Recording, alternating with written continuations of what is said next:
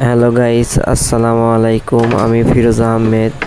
আমি আজকে দেখাবো কিভাবে খাটের পাশি এবং কি বেড জয়েন্ট ফিটিং করে, সেটাই মূলত দেখাবো। দেখুন।